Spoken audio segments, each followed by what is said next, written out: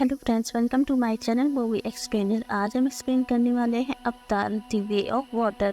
ये मूवी 2022 में रिलीज हुई थी और इस मूवी का पूरा कनेक्शन अवतार के फर्स्ट पार्ट से है, जिसमें हमने देखा था पृथ्वी से कई मीलों दूर एक ग्रह था जिसका नाम था पेंडोरा, और उस मिलता है अनऑब्टेनियम नाम का एक ऐसा धातु, और उस मेटल की कीमत काफ़ी ज़्यादा होती है। 1 किलो ऑब्टेनियम मेटल की कीमत कम से कम 100 करोड़ तक होती है। और अब उस मेटल को पाने के लिए पृथ्वी के जो इंसान होते हैं, अब वो पेंडोरा ग्रह पे अपनी पूरी टीम के साथ पहुंच जाते हैं उसे पाने के लिए। और उसी बीच अब पेंडोरा प्लैनेट के जितने नावी होते हैं वो उन सभी को, साथ ही उनका एक पीओ होता है जिसे वो नष्ट कर देते हैं। उसी टाइम अब इंसानों की टीम को लीड कर रहा होता है कोलोनल कैरेज, और वो अपनी टीम के एक मैम को अवतार के रूप में चेंज कर देता है। और अवतार जो कि अब उन नावियों के साथ मिल करके उनसे समझौता करेगा, लेकिन जब उनका अवतार नावियों के पास जाता है तो वो उनसे अच्छी सी घुल मिल जाता है और वो फिर इंसानों के अगेंस्ट उनसे फाइट करने लगता है। और वो अवतार इस कहानी की मेन कैरेक्टर यानी कि जैक सिली का होता है। फिर लड़ाई खत्म होने के बाद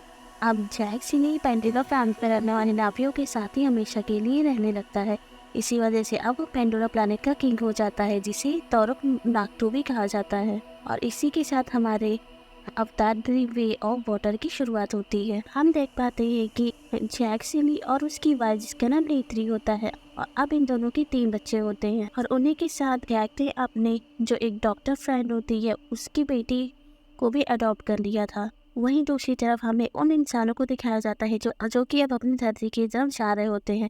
अब वहीं पे एक उसी स्पेसशिप में एक छोटा सा बच्चा आ जाता है। एक छोटा बच्चा अकेले उस स्पेसशिप में ट्रेवल नहीं कर सकता था, इसीलिए उसे अपने पेंडोरा प्लैनेट पे ही रोक लिया जाता है और उस बच्चे का नाम रखा गया स्पाइडर। और अब ये 5 बच्चे जैक और नेत्री की जान बन गए थे, और अब इन 5 बच्चों की जिम्मेदारी जैक और नेत्री ने ले रखी थी। और इसी वजह से अब नेत्री और जैक का एक हंसता खेलता परिवार अब पेंडोरा प्लैनेट पे बस गया था, जहाँ पे अब ये लोग एकदम शौकी से रहते थे। वहीं हमें ये पता चलता है कि पेंडोरा प्लैनेट पे रहने वालों की 3 उंगलियां और एक अंगूठा होता था, बट वहीं पे जैक और नेत्री के जो बच्चे होते हैं उनकी 4 उंगलियां और एक अंगूठा होता है। उसी टाइम सब कुछ अच्छा चल रहा था, सब लोग काफी ज्यादा खुशी थे। बट अब वहीं पे जैक को आसमान की तरफ एक चमकता हुआ तारा दिखता है, और जैक वहाँ पे समझ जाता है कि ये कोई तारा नहीं है, जबकि ये इंसानों के द्वारा भेजा हुआ एक स्पेसशिप है, जो कि अब फिर से अनऑब्टेनियम स्टोन की माइनिंग करने के लिए काफी सारे सैनिकों के साथ वापस आया है। और जब जैसे ही इंसानों का स्पेसशिप उनके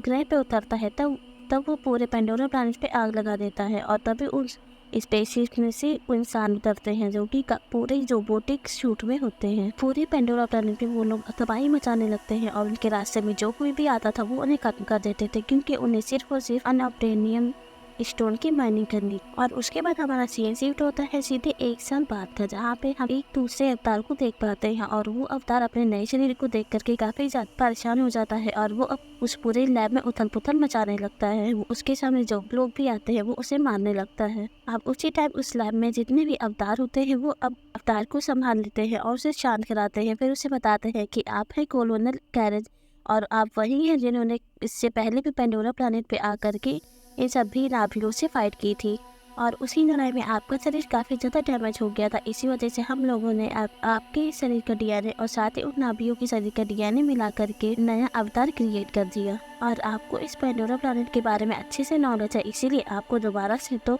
जिंदा हो नहीं था। अब कोलोनल कैरेज अपनी पुरानी फुटेज देखता है जिसमें वो अपने इंसानी शरीर को देखता है, और उसे ये भी पता चल जाता है कि उसे जैक सिली ने मारा था। इसी वजह से अब कोलोनल ये डिसाइड करता है कि अब वो जैक सिली को जिंदा नहीं छोड़ेगा। वहीं दूसरी तरफ हमें अब पेंडोरा प्लैनेट दिखाया जाता है, जहाँ पे अब वो सभी नाभी अपने उड़ने वाले क्रिएचर्स के ऊपर बैठ कर के इंसानों द्वारा बनाई हुई ट्रेन को नष्ट कर देते हैं, क्योंकि अब उस ट्रेन में काफी सारे हथियार जा रहे थे। और उसी जंग में अब जैक के 2 बेटे शामिल थे, मगर वहाँ पे अब जैक ने अपने दोनों बेटे से कहा था कि तुम ऊपर की तरफ रहना, और अगर यहाँ पे किसी इंसान या कोई भी वेपन्स किसी से भी हमला होता है तो तुम दूसरे लोगों को आगाह कर देना। मगर वो दोनों अब नए वेपन्स के बारे में अच्छे से जानने के लिए नीचे उतर आते हैं। अब उसी टाइम अब स्पेसशिप में काफी सारे इंसानों के रोबोट्स आ जाते हैं। यहाँ पे अब इंसान अपने द्वारा बने हुए रोबोट्स को लेकर के उन सभी लोगों से फाइट करने लगता है। बट टाइम होते ही वहाँ पे अब जैक आ जाता है, जो कि अब वहाँ पे अपने दोनों बेटों को बचा लेता है और वहाँ से लेकर के अपने घर जाता है। जहाँ पे वो अपने दोनों बेटे को खूब डांटता है और कहता है कि जब मैंने तुम्हें मना किया था कि तुम दोनों वहाँ से नीचे नहीं उतरोगे तो फिर तुम दोनों वहाँ से नीचे क्यों उतरे। और जैक उन दोनों को इसलिए डांट रहा होता है क्योंकि वो अपने परिवार को बचाना चाहता था। वो नहीं चाहता था कि मेरे परिवार के ऊपर कोई भी खतरा आए। और फिर हमारा सीन शिफ्ट होता है उसी लैब में जहाँ पे अब पुरानी फुटेज देखी जा रही होती है और सभी ये पता लगा रहे होते हैं कि ये नाबीस आते कहाँ से हैं और हमला करके सारी सामान लेकर कहाँ जाते हैं। वहीं अब उस लैब की जनरल होती है जो कि अब इन लोगों को बताती है कि इन लोगों का जो रहस्य है वो उन उड़ती हुई पहाड़ियों में है और वहाँ पे हमारे काफ़ी सारे प्लेन जाने की कोशिश करते हैं, बट तभी वहाँ पे अब इकरान आते हैं और हमारे सारे प्लेन्स को नष्ट कर देते हैं और हम लोग उन पहाड़ियों में 10 मिनट भी नहीं टिक पाते हैं। और अगर हमें उनका रहस्य जानना है तो फिर हमें भी उनके ही तरह सोचना होगा। अब वहीं पे कॉलोनल जो कि जनरल से कहता है कि इस काम में मैं तुम्हारी मदद करूंगा। अब वहाँ पे कॉलोनल अपनी पूरी टीम के साथ पेंडोरा प्लैनेट पे पहुंच जाता है और वहीं हम जैक के अब 5 बच्चों को खेलता हुआ देखते हैं और उन्हें नहीं पता था कि अब हमारे प्लान पे कोई बहुत बड़ा खतरा आने वाला है।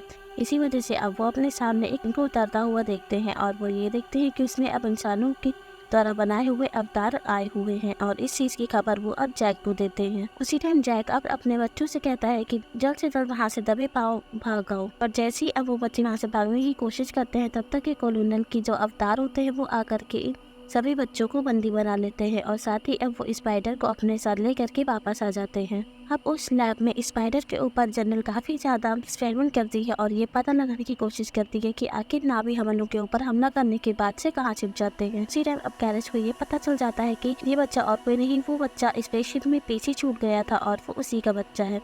तभी अब वो जनरल को रोक देता है और कहता है कि अभी इसके ऊपर ज़्यादा प्रेशर डालना ठीक नहीं है। इस पे ज़्यादा प्रेशर डालूंगी तो फिर ये बच्चा अभी यही मर जाएगा। मैं इससे बात करता हूँ। तब अब कैरेज अब उस नावी से बात करने लगता है और उससे पूछने की कोशिश करता है और कहता है कि मैं तुम्हारा कोई दुश्मन नहीं हूँ, मेरा दुश्मन सिर्फ एक है और वो है जैक सिली। मैं बस उसे ढूंढना चाहता हूँ और मुझे ये भी मालूम है कि तुम हम लोगों में से ही एक हो, तुम जबकि मेरे ही बेटे हो। और मुझे ये बात भी अच्छे से पता है कि तुम अपने सरदार जैक सिली से गद्दारी नहीं करोगे, तुम काफी ज्यादा स्ट्रॉन्ग हो। बस तुम मेरा एक काम करो, तुम मुझे नावियों के तौर तरीके सिखा और अगर तुम ऐसा करते हो तो फिर सिर्फ और सिर्फ जैक सिली ही मारा जाएगा और सभी पेंडोरा प्लैनेट के जो नावी हैं वो सब जिंदा रहेंगे। और अगर तुम मुझे नहीं सिखाते हो तो फिर पेंडोरा प्लैनेट पे जितने भी नावीस रहते हैं वो सभी मारे जाएंगे। इसीलिए अब ना चाहते हुए भी इस स्पाइडर को अब कैरेज को सब कुछ सिखाना पड़ता है। और वहीं दूसरी तरफ हमें जैक को दिखाते हैं और उसे अब ये मालूम पड़ जाता है कि इंसानों ने हमारे जय पे आकर के हम लोगों के ऊपर हमला किया है और साथ ही वो अब स्पाइडर को अपने साथ ले गए हैं। और यदि ये समझ जाता है कि अब कॉलोनल कैरेज जो कि अब वापस आ चुका है और उसी ने ये सब कुछ करवाया है और उसका अगला निशाना मैं हूँ, तो फिर अगर मैं यहाँ से निकल जाता हूँ तो फिर ये पेंडोरा प्लैनेट पूरा सुरक्षित रहेगा। और इसी वजह से अब और इसीलिए अब वो अपने तारू मुक्तू का जो ताज होता है वो अब किसी और को पहना देता है और वो इस पेंडोरा प्लैनेट का किंग बन जाता है। जिसके बाद अब जैक अपने पूरे परिवार के साथ उस जंगल से निकल जाता है। ये लोग फ्लाइंग क्रीचर पे बैठ करके वहाँ से निकल जाते हैं और काफ़ी दूर जाने के बाद अब वो लोग एक दूसरे कबीले में पहुँचते हैं जहाँ और वहाँ पर भी एक राजा होता है और ये लोग अब उसके कबीले में शरण मांगते हैं। अब वहाँ का जो किंग होता है वो अब जैक से पूछता है कि तुम लोग यहाँ पे क्यों आए। तब जैक बताता है कि हम लोग जंगलवासी हैं और कुछ आकाशवासी जो कि हम लोग के ऊपर हमला कर रहे हैं और वो लोग मुझे मारने के लिए हमारे पूरे पेंडोरा प्लैनेट को तबाह करना चाहते हैं। इसीलिए मैंने सोचा अगर वहाँ रहूँगा ही नहीं तो फिर वो लोग उस जगह को छोड़ देंगे और इसी वजह से मैं अब आपके यहाँ शरण मांगने आया हूँ। और उसी टाइम अब वहाँ के किंग की जो वाइफ होती है वो अब आकर के लोगों को यहाँ से जाने के लिए कहती है और कहती है कि अगर तुम यहाँ पे रहोगे तो फिर आकाशवासी हमारे ऊपर भी हमला करेंगे। अब वहीं पे नेत्री जो कि उसकी वाइफ को समझाती है कि अगर एक नावी की मदद नहीं करेगा तो फिर कौन करेगा। और मेरे साथ काफ़ी छोटे छोटे बच्चे हैं और तुम भी एक माँ हो तो तुम मेरी मजबूरी को समझ सकती हो। और अब नेत्री की बातें सुनने के बाद से अब उसकी वाइफ भी मान जाती है और ये स्टंटबाजी अब उन लोगों को रहने के लिए एक जगह दे देते हैं और ये सभी अब जैक सुली की मदद करने के लिए भी तैयार हो जाते हैं। अब वहाँ पे हमें जो तटवासी का राजा होता है उसके भी 3 बच्चे होते हैं। उन्हीं के साथ मिलकर के अब जैक सुली और साथ ही नेत्री और उसके सारे बच्चे वहाँ के तौर तरीके सीख जाते हैं। कभी पानी में डुबकी लगाते हैं तो कभी वहाँ का शिकार करना सीखते हैं। और अब इन्हीं सभी के बेटे और जो वहाँ का राजा होता है उनके बेटों के बीच में एक लड़ाई हो जाती है। अब जो जैक का बेटा होता है अब वो किंग के बेटे को एक मुक्का मार देता है जिससे वो नीचे गिर जाता है। फिर अब ये सारी बातें जैक को पता चलती है। तब जैक अपने बेटे के ऊपर गुस्सा करता है और उससे कहता है कि हम लोग इस जगह पे एक मेहमान बन के रहने आए हैं और तुमने जिससे मारा है वो यहाँ के लीडर का ही बेटा है, तो तुम यहाँ से फौरन जाओ और उससे माफ़ी मांगो जा करके। और वहीं अब जैक का जो बेटा होता है वो काफ़ी ज़्यादा गुस्से में होता है और उसका गुस्सा सहन नहीं होता है। अब नेक्स्ट डे वो अपने दूसरे भाई से कहता है कि चलो अब शिकार पे चलते हैं। जैक का दूसरा बेटा वो अब मना करता है और कहता है कि हमारे फादर ने हमसे सिर्फ तट पे रहने के लिए ही कहा है, हमें डीप सी पे जाने से मना किया है। वहीं पे अब जो जैक का दूसरा बेटा होता है और वो काफ़ी ज़्यादा उत्सुक करता है अपने बाकी भाई बहनों को, और इसी वजह से अब वो लोग डीप सी पे चले जाते हैं शिकार करने के लिए। और वो लोग काफ़ी ज़्यादा डीप चले गए होते हैं जब, जिसकी वजह से वहाँ पे अब अकेला जैक का एक बेटा वहीं पे फंसा रहता है और बाकी के वो तीनों वहाँ से भाग जाते हैं। और वो अब इन लोगों को ना देख करके काफ़ी जोर से चिल्लाने लगता है। और उसी बीच अब डीप सी के अंदर एक बहुत बड़ा शिकारी रहता है, वो आकर के अब उसकी जान के पीछे पड़ जाता है, उसे मारने की कोशिश करता है। अब वहीं पर जैक का बेटा अब बहुत बड़ी शिकारी जो कि क्रिएचर होता है उसे लड़ने की कोशिश करता है, बट अब वो शिकारी काफ़ी जोर से इसको एक पंच मारता है। इसकी वजह से लोवाट जो कि जैक का बेटा होता है अब वो पानी की काफ़ी गहराई में चला जाता है और वहाँ जा कर के अब वो उसकी सांस फूलने लगती है और वो बेहोश होने वाला होता है कि जब तक कि वहाँ उस पानी में एक वेल मछली होती है जो कि आकर के अब उस शिकारी टक्कर देती है और वहाँ से लोवाट की जान बचा करके उसे एक किनारे पे ले आता। और फिर अब जैक लोवाट और एक वेल मछली के बीच से एक अच्छी दोस्ती हो जाती है। वहीं दूसरी तरफ हमें अब जैक से दिखाते हैं और उसकी अब पूरे परिवार को ये पता लग जाता है कि लोवाट जहाँ से गायब है और साथी जो होते हैं वो अभी तक वापस वही आया है। और इसी चीज़ की जानकारी अब वहाँ के लीडर को भी पता लग जाती है और ये सोचता है मेरे बेटे की गलती की वजह से लोवाट जो कि हमारे मेहमानों का बेटा है वो अब गायब है और काफ़ी देर हो गई जब वो अभी तक घर वापस नहीं आया है। बट अब थोड़ी देर में लोवाट वहाँ पर वापस आ जाता है और लोवाट को देख के सभी लोग खुश हो जाते हैं। अब हमें नेक्स्ट डे का सीन दिखाते हैं जहाँ पे लोवाट अब अपने सारे भाई बहनों को अपने और इंडियन फिश के बारे में बता रहा होता है कि कैसे वो आकर के वो शिकारी से फाइट किया था और मेरी जान बचाई। वहीं पे अब लोवाट की बहन जो कि इन लोगों को बताती है कि इन फिश को देखना बहुत मुश्किल बात है। कई साल पहले वो सभी वेल फिश इस इन्फिनिटी सागर में एक दौरे पे गए थे, मगर उनमें से एक वेल फिश जिसका नाम था वायाकांत वो इन लोगों से अलग हो गया था क्योंकि उसने नावियों को मारा था और अपने सभी साथियों को भी मारा था। इसी वजह से उसे अब अपनी जात से बाहर कर दिया गया था। अब वहीं जैक अपने दोस्तों से कहता है कि जैसा तुम लोग वायाकांत को समझते हो वो वैसा नहीं है, उसी ने मेरी जान बचाएंगे। और फिर वहाँ से हमारा सीट करते हैं कोलमन सानिश पास जो कि अब इस समय ईरान की तलाश में था ताकि वो अपने शिकार तक अब आसानी से पहुँच सके और काफ़ी जल्दी पहुँच सके। लेकिन वहीं पर अब ईरान के ऊपर काबू पाना काफ़ी ज़्यादा मुश्किल था। लेकिन अब कोलोनल ज़्यादा चालाक होता है और वो अपनी चालाकी से अब इकरान के ऊपर काबू पा लेता है और उसे अब अपनी सीक्रेट इन्फॉर्मेशन की वजह से पता चल जाता है कि अब जैक सिली उन जंगलों में नहीं है जबकि वो अब आइडैन में छुप करके रह रहा है। और अब जैक को ढूंढने के लिए वो अपने जनरल से बोलता है और जनरल जो कि अब कोलोनल से बोलती है कि आइडैन में 100 से भी ज़्यादा लोग रहते हैं और तुम उनमें से जैक को कैसे ढूंढ पाओगे, क्या तुम उसे वहाँ जाकर के ढूंढ लोगे? तब कोलोनल कहता है कि मैं अपनी जान लगा दूंगा लेकिन उसे ढूंढ कर उसे जरूर मार दूंगा क्योंकि उसने मुझे मारा था और अभी तक इस दुनिया में कोई ऐसा पैदा नहीं हुआ है जो मुझे मार सके, इसी वजह से मैं उसे जिंदा नहीं छोड़ूंगा। अब क्या जब ये पूरी टीम के साथ अब वहाँ के सभी आइलैंड्स को चेक करने लगता है और वो अब आइलैंड के जितने भी तटवासी होते हैं उन सभी से अब जैक के बारे में पूछता है, लेकिन वहाँ के लोगों को जैक के बारे में कुछ भी नहीं पता होता है। इसी वजह से सब यही कहते हैं कि हमें जैक के बारे में कुछ नहीं पता है।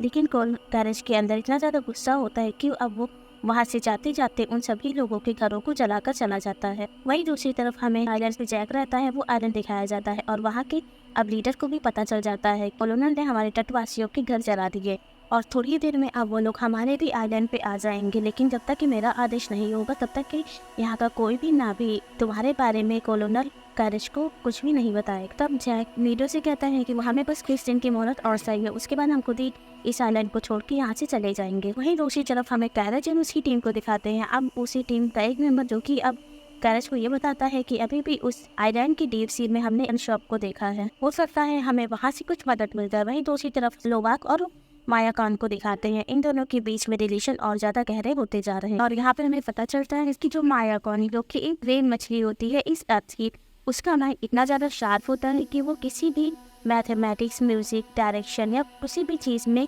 लोवाक की हेल्प करती थी और इसी वजह से इन दोनों के बीच में अच्छी बातें हो रही थी। अब वहीं पे लोवाक जो कि अब मायाकान से पूछता है कि तुम्हें चाँद बाहर क्यों कर दिया गया। तब मायाकान अपना मुँह खोलती है और लोबाक को अपने मुंह के अंदर एंट्री देती और वही नाभीज के जो चोटी होती है उनमें कुछ रेसेस होते थे और वो रेसेस अगर उन्हीं नाभीज के दूसरे क्रिएचर से कनेक्ट होते थे तो फिर उन दोनों के दिमाग आपस में जुड़ जाते थे और इसी वजह से अब इन दोनों के माइंड कनेक्ट होने की वजह से लोबाक अब फिश के बारे में जानना शुरू कर देता है और वो देखते हैं कि कुछ साल पहले आकाशवासियों ने पानी के अंदर अपना शिकार करने की कोशिश की थी। वो लोग पायाकॉन की मदर को बहुत बड़ी बड़ी बंदूकों से जख्मी करके उसे अपने साथ बांध करके लेके गए थे और जब पायाकॉन अपने आप को और साथ ही अपनी मदर की जान बचाने के लिए उन लोगों से फाइट करना शुरू किया तब वहाँ की जितने भी व्हेल फिश थे उन्होंने अपने हाथ खड़े कर दिए और इसी वजह से पायाकॉन को अपने टीम से बाहर कर दिया। पायाकॉन के बारे में जानने के बाद वो लोबाक अपने सारे दोस्तों को उसकी पूरी स्टोरी बताता है और जैसे ही अब लीडर का बेटा उसकी स्टोरी सुनता है तब वो डायरेक्ट जाकर के अपने फादर को बताता है। आइलैंड का जो लीडर होता है वो काफ़ी ज़्यादा गुस्सा करता है और वो कहता है कि अभी तक यहाँ के जो व्हेल फिश जिन्हें क्रोकुन कहा जाता है उन्होंने अभी तक किसी भी जंगलवासियों को अपनी स्टोरी नहीं बताई है और कोई भी जंगलवासी उससे कनेक्ट नहीं होता है और अगर इन व्हेल फिश से कोई कनेक्ट होता है तो फिर वो ही तटवासी वो उन्हें अपना एक परिवार मानते हैं। इसी वजह से अब वहाँ का लीडर इन सारे बच्चों को अपने पास बैठा करके उन्हें समझाने की कोशिश करता है और कहता है कि तुम इन व्हेल फिश से दूर रहो, ये सब विद्रोही, उसने सभी नावियों को मारा था, इसी वजह से उसे अपनी टीम से बाहर कर दिया गया था, तो अच्छा होगा कि तुम उनसे दूर रहोगे। तब लोबाक एम्पियर से कहता है कि मेरे पायाकॉन भी फौज बैठी रहेंगे, उसने तो अपने माँ को कुछ मछुआरों से बचाने के लिए ऐसा किया था, वो बुरे नहीं है, बस आप लोग उसे बुरा समझ रहे हैं। लेकिन यहाँ पे अब लोबाक की बात सुनने के लिए कोई भी नहीं था। सीन शिफ्ट करते हैं उसी लैंड में जहाँ पे हमें वो मछुआरे दिखाए जाते हैं जो कि कुछ साल पहले इस आइलैंड पे आकर के उन सब टुलकुन्स का शिकार किया था और अब वो लोग अगेन से उसी आइलैंड पे आ जाते हैं शिकार करने के लिए। अब उनके पास काफ़ी बड़ी बड़ी मशीनें होती हैं, गन होती हैं और काफ़ी सोनिक मशीनें होती हैं जिनकी मदद से अब उन्होंने एक और टुलकुन को अपना शिकार बना लिया था। उसकी विंग्स में काफ़ी बड़े बड़े पानी के बैग्स लगा दिए ताकि वो अब पानी के ऊपर आ जाए। टुलकुन के सॉफ्ट साइड पे उन्होंने वार किया जिसकी वजह से अब वो टुलकुन वहीं पे खत्म हो गई। जिसके बाद ये सभी मछुआरे उस टुनटुन के मुंह में जाते हैं और टुनटुन का जो निचला हिस्सा होता है उसमें अब ड्रिल करते हैं जिसमें से रेयन गोल्डन कैरेक्टर फ्लूइड निकलता है और इसे नॉर्मल लैंग्वेज में अमृत कहा जाता है और ये काफ़ी ज़्यादा कॉस्टली होता है। इस दुनिया में जितने भी लिक्विड्स होते हैं वो उन सभी से महंगा होता है और इस लिक्विड से किसी भी इंसान की एज जैसे सही नहीं बढ़ती थी, वो हमेशा जवान ही रहता था और इसी वजह से ये सभी मछुआरे उन टुनकुन्स का शिकार करते थे और जिस टुनकुन का इन लोगों ने शिकार किया होता है वो और कोई नहीं जबकि इन तटवासियों की क्वीन यानी कि रोनाल्डो की फेवरेट टुनकुन। मौत की खबर सुनने के बाद अब ये सभी तटवासी काफी ज्यादा गुस्सा करते हैं और वो सभी अब एकदम तैयार हो जाते हैं उन सभी इंसानों के ऊपर हमला करने के लिए और अब इन लोगों की लड़ाई में जैक भी उनका साथ देने के लिए तैयार हो जाता है और फिर हमें इस मूवी का सबसे बड़ी फाइट दिखाते हैं। अब यहाँ पे जैक जो कि पानी का सबसे बड़ा क्रिएचर जो कि ऑयली सस्ता था और जो पानी में तैरी सस्ता था उसकी मदद अब वो उस जंग को लड़ने के लिए आगे आता है और वहीं दूसरी तरफ स्कैरेज जो कि अब अपने इकरान जान से मदद से वो उन पे हवाई हमले कर रहा था और बाकी कैरेज की पूरी टीम भी अपने इकरान पे बैठ करके उनके ऊपर हवाई हमले कर रही होती है। वही दूसरी तरफ अब पायाकान और जो बाकी उनके पानी वाले क्रिएचर्स होते हैं वो सभी भी अब कैरेज के ऊपर हमला कर रहे होते हैं और इन लोगों की ये फाइट काफ़ी ज़्यादा लंबी चलती है। अब वहीं पे पायाकान जो कि अब बहुत साल पहले जब ये मछुआरे आए थे तो उन्होंने पायाकान का एक हाथ काट दिया होता है। अब पायाकान भी इसी चीज़ का बदला लेने के लिए जो इनका लीडर यानी कि जो कैरेज होता है इसका एक हाथ काट देता है और अपना बदला पूरा करता है। और अब इसी भी जो कैरेज की पूरी टीम होती है उनके हाथों अब जैक सिली के बच्चे लग जाते हैं और अब कैरेज जैक सिली से कहता है कि अगर तुम अपने बच्चों की जान बचाना चाहते हो तो फिर तुम सिर्फ अकेले मेरे पास आ जाओ, इसके बाद मैं तुम्हारे बच्चों और पूरे इन तटवासियों को छोड़ दूंगा और अगर तुम नहीं आते हो तो फिर तुम्हारे बच्चे साथ ही ये सभी तटवासी ही मारे जाएंगे। अब जैक की इस लड़ाई में वहाँ के जो लीडर और उसकी वाइफ होती है वो लोग भी अब इसका साथ देने लगते हैं और इसी में अब जो डॉक्टर की बेटी होती है वो भी अब शामिल होती है।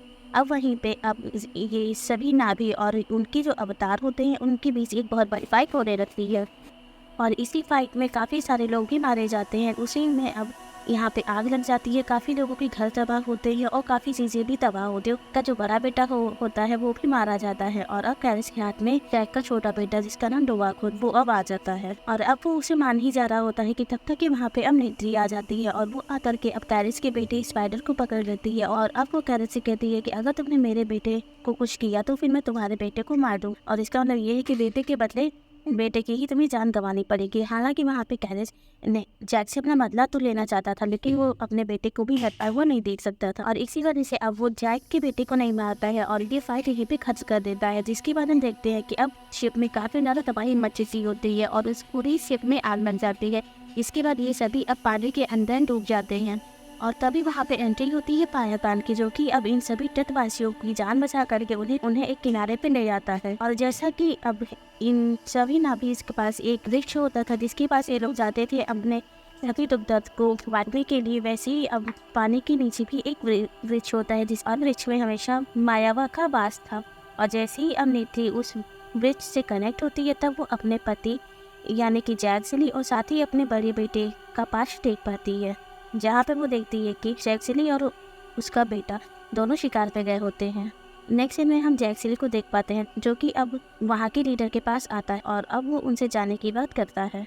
अब लीडर और उसकी वाइफ जॉन दोनों अब जैक्सली से कहते हैं कि तुमने अपने बड़े बेटे को हमारे देवताओं के पास सौंपा है और इसी वजह से अब तुम हम में से एक हो और अब हमारे साथ ही हमेशा यहाँ पे रहोगे। और इसी के साथ ये मूवी यहाँ पे कम्प्लीटली एंड हो जाती है। सो गाइस प्लीज़ हमें कमेंट करके बताइएगा कि आपको हमारा रिव्यू कैसा लगा है। अगर मेरा रिव्यू आपको पसंद आए तो प्लीज़ मेरी वीडियो को लाइक करिएगा। साथ ही अगर आप मेरे चैनल पर नए हैं तो प्लीज़ मेरे चैनल को सब्सक्राइब करिएगा। Thank you for watching.